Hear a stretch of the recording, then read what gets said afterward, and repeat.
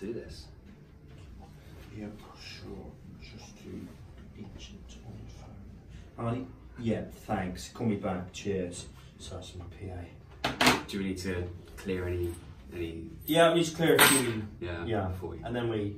Before we. And then yeah. And then if you don't mind, after the. If you could mind. If you hello. All right. In the morning. Action. See that? See that red one? That's what makes it. Record. And action. Cool. Action. How many times have you had to do that? Testing. Did you have to do that? The action bit? No, you did. When we filmed that, when we filmed they obviously have to do that in the actual show. Yeah. But when I filmed the little 10-minute short, you have to clap because it connects. Because you basically, when you do it in the edit, if you clap, the sound will connect up to the shot that you've got. Yeah. So you can see the spike. Yeah. So it knows. So it does it exactly. However, I didn't switch my microphone on for a lot of that little 10-minute shorts. Oh, okay. So half of it, that 10-minute short film makes no sense whatsoever. Half of it's gone. We had a whole scene about getting pulled over by a policeman and like loads of different stuff. Gone. Didn't turn the microphones on. Yeah. Oh, no, I didn't turn the microphones on. No. Clapped all right. Oh, the clapping's fine, but no, couldn't hear a thing. Mate, that's yeah. Lessons learned here today. We're here on the podcast talking to Jimmy Donny Cosgrove today. Hello. It's great to have you here. Thank you. You live literally 1.5 miles away. I don't anymore. But sorry, let's start that again. I grew up 1.5 miles away. You grew up 1.5 miles away from where we are right now. I became a man in London. In London, mate. You're London, mate. I'm born and bred. Got me. We're here today to do an exclusive, a world premiere with you. Could have been anyone, but it was your original bathroom band. Yeah. So, Jimmy, you're here today to do a little bit of an interview. It's going to be great. It's going to be really interesting for our listeners to get to know your journey and what you've been doing recently. So, why don't we go ahead and you just introduce yourself, say what you've been doing, tell us to do this. Say what you've been up to, who you are, and then we'll get stuck into a couple of bits of content. My name is Jimmy Donny Cosgrove. I am 33 and I am a BBC One sitcom writer. Yeah! Boom. And you're here because Warren, which is the show. This is the show, yeah. Yeah. Has, well, as we sit here now, it's officially had 4 episodes, isn't it? Yeah, officially. 2 more to go. 2 more. In the series. So we're right in the middle of this new life that you're living right now, which is that literally everyone who has a TV license can essentially look at something that you've put your heart and soul into and then give it whatever they want in terms of an opinion. And they do. I can trust you, they do, yeah. And so actually a lot of the listeners to this podcast hear from me a lot of the time about the opinions of other people. Okay. And how your opinion should be the top of the triangle versus any negative and positive opinions of other people. Yeah. But what I love about how fascinating your life is right now is that it's so hot. So like the heat on that opinion is a lot different to, say, me or someone walking down the street. You know? So what's it like? So, it's been tough. I'm moving on from it and my skin has got thicker. That's not just the pizza as well. My belly's got thicker, but my skin has too. So the day after the first show went out, it was really tough. No getting away from it. Some of the reviews were horrific. Some of the tweets were shocking. Not shocking is in terms of aggression in the tweet. Twitter is just such an easy platform just to write something and send it out and don't really think anything of it. One bloke was like, you know, worst thing I've ever seen in my life. What are the big? And a bloke emailed me saying, "You're a disgrace to the license fees. What's it, license fee payer? You know, this is shameful and stuff." And so it's a very strange world, social media, or just the internet, I suppose. It's just full of so much anger and hatred. One review I saw was Warren, the final nail in the sitcom coffin. And I thought, Christ, I wrote that. Go easy, fella. You know, like you read these reviews and you kind of don't think anything of it, but there's someone behind all of it. Sure. So yeah, the first week, I basically said, my friend who I write with, Paul McKenna, not that one, a different one, he messaged and said, "Do not look at Twitter." which of course just like don't look down. The first thing I did was looked on Twitter. Yeah. And then I was like, I messaged my mum, like, do not go on Twitter. Yeah. Like, it was horrific.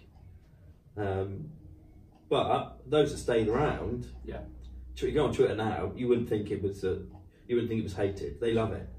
But yeah. What was the question? Well, it was just like, what's it been like? I mean, first you've obviously talked about how tough it is, and that's the super sensitive part of an opinion, isn't it? One thing that I always chirp on about is that, yes, a negative opinion should be swerved in terms of your own self-esteem, in terms of how you feel and your happiness, but also the positive opinions, as great as it is to have them, we can't rely on them. No. What's your sort of opinion on that? Where does that sit for you? Well, I've been retweeting. I've only got Twitter like in the last few days. Okay. I never had it before. I did have it before, but years ago. Yeah. And I got rid of it because it was full of too much anger and hatred. Sure. And also, you kind of get sucked into that world of just giving an opinion, just tweeting something out and not really thinking nothing of it. So I got rid of that, and I got rid of Facebook, and I got rid of Instagram. I'm now back on Instagram and just recently got Twitter at Jimmy Donny C. Follow. So I won't follow you back. You won't get much tweeting off me. But I have been retweeting the positive ones, but you still see the negative ones. But I tend not to take them to heart as much as that first one. I read an IMDb review last night. People can review on everything these days. Yeah, sure. Yeah. Who said 1 star, gave it 10 minutes and turned it off. Don't review me after 10 minutes. Give me a bit more than that. Also, he said, I'd like to drown these writers. Oh, goodness. And I was like, crikey, that's me. Yeah, right, yeah. That bloke wants to drown me. Yes. It's one of them things that you just write, you don't think anything of it, you send it out into the world. But Christ, that bloke's just said he wants to drown me. And I'm not a great swimmer. Probably wouldn't take one. No. I think in comedy especially, and I don't really know, I've kind of been engrossed in comedy recently, so I can't really remember what it's like to be real. I don't know I don't know who I am anymore. Sure, yeah. Help me, Tom. But I think you just have to write what you think's funny. Yeah. And if you try and say, what if... Because we called Preston a shithole in the 4th episode. Okay. Warren says, Martin, I could first name terms. Warren says, who's given this town city stage is a shithole. Yes. Now, I was like, Christ, that is... I know it's very characterful. Warren would say that, but is that not a bit... I've never been. Sure. I couldn't tell you. Yeah. Couldn't tell. I probably won't be going... I tell you what, I won't be welcome. It's that guy. But I think that there's just... and you think, just let's go for it. And I was expecting a bit of a backlash from that. Didn't get it. But I got a backlash instead from a flippant mark about asbestos. Yeah. I got emails from people, and Twitter was alight with how unfunny fly tipping is. And it was just like a little, it's just a gag. Yeah. Sorry, mate, that somebody's, putting beds in your back garden. Yeah. Not my problem, fella. Just enjoy the comedy. Yeah, sure. Yeah. I mean, it's amazing how the art itself is to help people feel good, to escape their lives for 2 seconds as they chuckle in their armchair, and giving that like positivity in the form of comedy. Yet so many people can get so uptight about it because it's like, if I don't find you funny, you've wasted my time. Yeah, you've cost me money. I've paid my license fee for that. Yeah. It's interesting. Heavy. It is strange. The internet has, I think social media especially, we've all gone a bit weird. We've all gone a bit mad. Now I saw something the other day. I've been to Sri Lanka for the last 2 weeks, went on holiday. Very nice time, everyone should go. There was somebody who I was on the tour with, did like a tour, went on my own and met people out there. Cut a photo on Instagram that was a picture of Buddha, which was a gift from the Japanese after the tsunami. Yeah. The Japanese had a tsunami in maybe 2011 and the Boxing Day tsunami in 2004. So it was like a gift to say, we know what you've been through. Anyway, and this boy put a picture on Instagram, and it said, hard not to feel emotional at this wonderful sight, amazing feeling at the moment. Now I was on the bus, he didn't get off the bus, he's pinched that photo of someone else, and then put it on Instagram to be like, wow, wow, yeah, like look what I've done. Yeah, it's almost like it's not real. Instagram isn't really real. Now, No. this is, I'm just going to go off piste a little bit, and if you don't mind, you can cut this bit out if you want. Have you seen the Fire Festival documentary? Yes. Now, Fire Festival was meant to be Instagram come to life. Yes. And what happened is it all went to shit. Can I swear? You just probably did. didn't. Yeah. Sorry. It all went wrong. Yeah. Yeah. And that's because Instagram isn't real. Yeah. If you make Instagram real, you see that everyone isn't beautiful and everyone is just normal. And everyone's... Yeah. So make it real. Yeah, it did, absolutely. It went. You swore. Yeah. It went totally wrong. Yeah.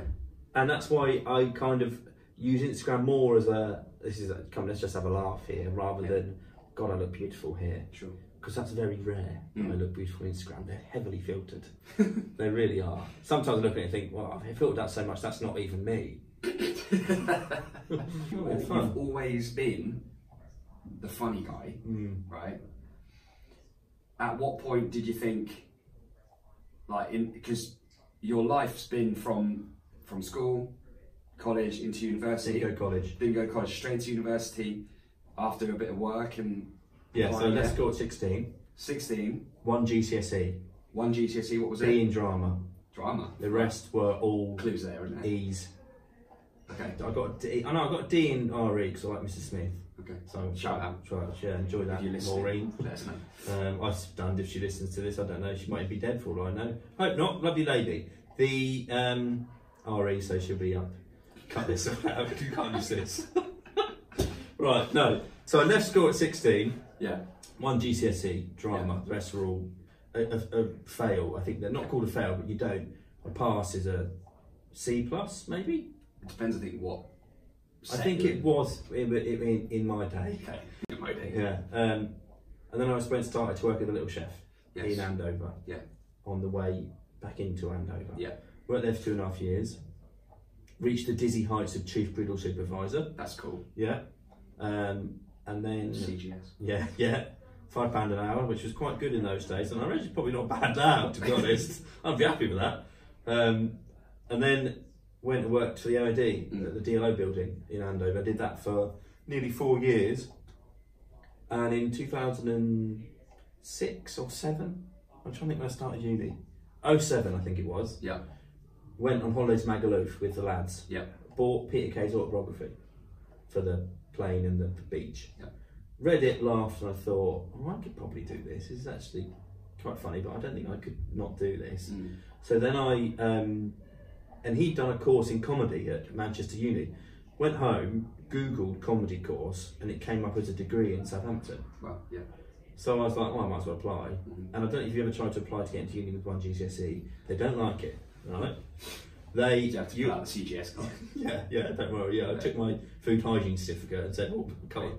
I mean, I'm a big deal. So then I went down there. I said, well, I don't know why you need a GCSE in maths to do a comedy degree. And she was like, well, I can't help you. You can't come on this course. And I was like, okay, what's the course leader's name? Give me his email address, his phone number. I'll ring him and see what he says. Wow. This was in the summer, so he wasn't there. So I basically every day for 2 months I rang him, left a voicemail and emailed him every day. Wow. For about 9 weeks. And then I kind of thought I'm probably not going to get anywhere here. And then I got this email out of the blue from him saying, hi Jimmy, please stop emailing me and phoning me. IT have been trying to unclog my system for the last 2 days and I can't take any more voicemails, it's just you. So can you stop please? By the way, I like your tenacity, come and see me tomorrow, Friday. It was like, come and see me Friday at lunchtime, bring 5 minutes of stand-up. I mean, and I was like, wow. What the hell am I going to say here? Yeah. Like, I couldn't believe it, but I didn't really feel any pressure. I just thought, I'll go and chat with him. Went down there and spoke and did a 5-minute skit. When I was at school, a funny thing happened. Simon Willard stuck a post-it note on Mrs. Barrett's back and said, spank my arse, I need a bad, right? And it was really funny, right? Really funny. And I was saying it, when I was saying it to you, thinking, Christ, this might have actually been one of those you have to be there moments. Yeah. But luckily for me, he roared with laughter at the punchline. And he was like, he stood up and he walked over, shook my hand and he went, you're in, don't fuck it up. Amazing. So I was like, wow, oh, okay. So I went about, picked my mum up and sat in the car and I was like, I'll start uni in 2 weeks. Wow. And she was like, she was all started crying as she always does. She's a very teary woman. So I handed my notice at MOD and did that for 3 years. Left uni with a 2-2, and I scraped a 2-2 as well. I did my dissertation night before it was due in. I don't even remember what it was about. I think it's probably about the office, that's all I think I know about. And then started working in TV production. Yep.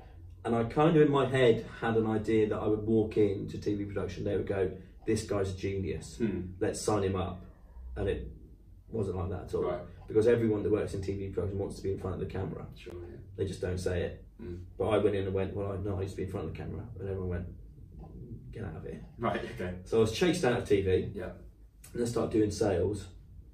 Did sales for maybe 5-6 years. And then with the money I was getting, because I was doing quite well at doing software sales for a company called sitcom, which was like an outsourcing company. I rented a hire car, grew a goatee, got my dad's shirts, got a couple of GoPros from some mates and some mics that I didn't turn on, and I filmed a 10-minute short film called Warren Thompson Driving School. Yeah. I was Warren, my mates were all my son or my wife or my pupils or whatever, policemen we didn't use, etc. Yeah. Made that, took like 3 or 4 days off work, edit it all together, got a friend to edit it together, put it on YouTube, and sort of didn't think anything of it.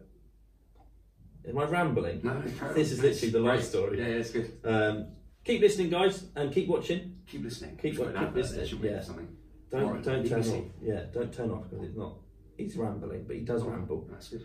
Where was I? Warren. Whacked it on YouTube. Thought nothing of it. Got a phone call a few weeks later. My mate was Paul McKenna, not that one, who I ended up writing a sitcom with, saying, I've just spoke to Tom Jordan at Hattrick Productions. He's seen the short and likes it. Do you want to go in and chat about it with me? And I was like, yeah. Went in and had a meeting with him. He was like, he really liked the character. He thought there was potential in writing a script. Commissioned us to write a script. Wrote it. It sort of went to the BBC and back. We had meetings at the BBC and sort of went back and forward. And then we had a meeting at Hattrick and they said, like, who do you have in mind to play Warren? And I said, me. And they said, no.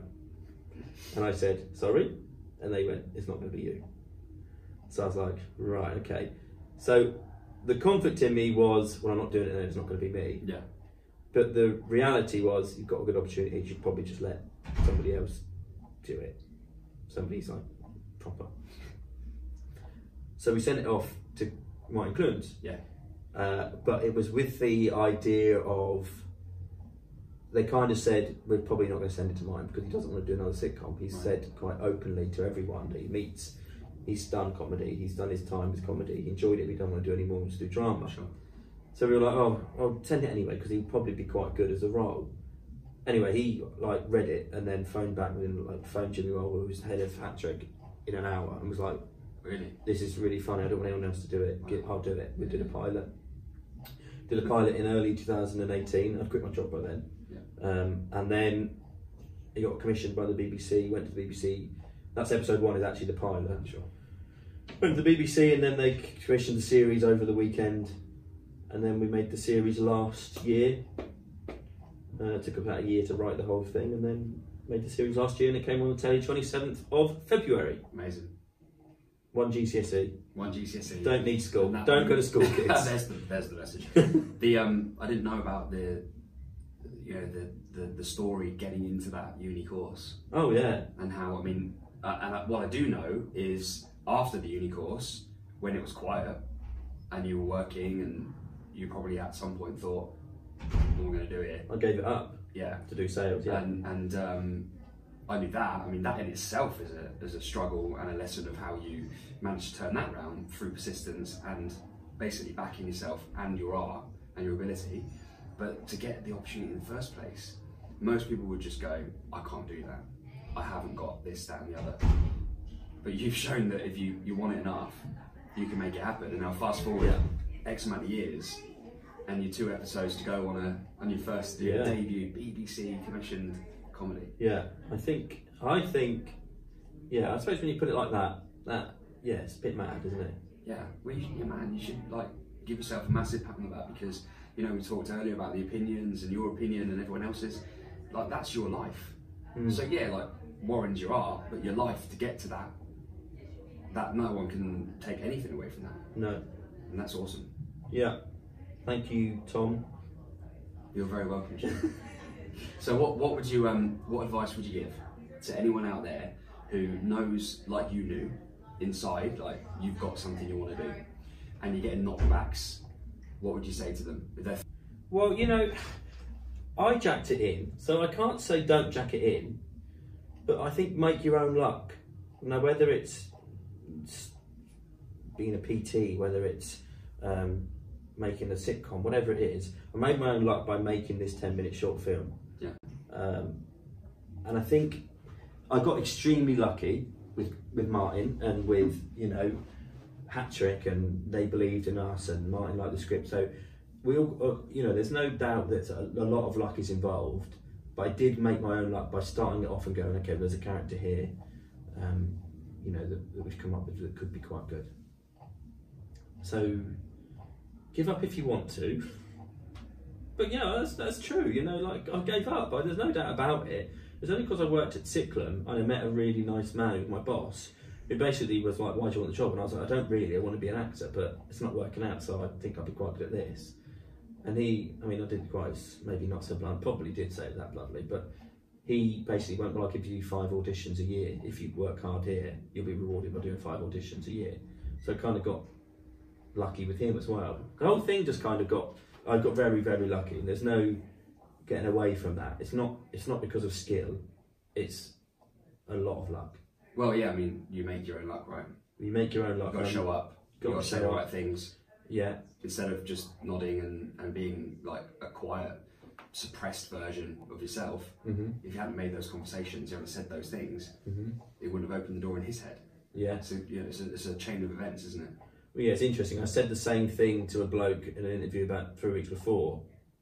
He basically cancelled the interview there and then, said you don't want it enough. Yeah, well, if you'd have taken that on board and gone, oh, I won't say that again, then that would have been based on fear of rejection of the job.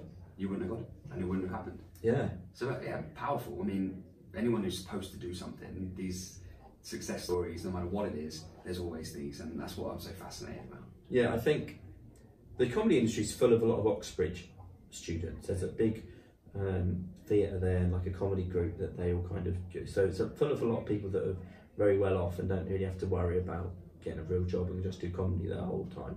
Not a problem with that. That's not their fault that they grew up wealthy.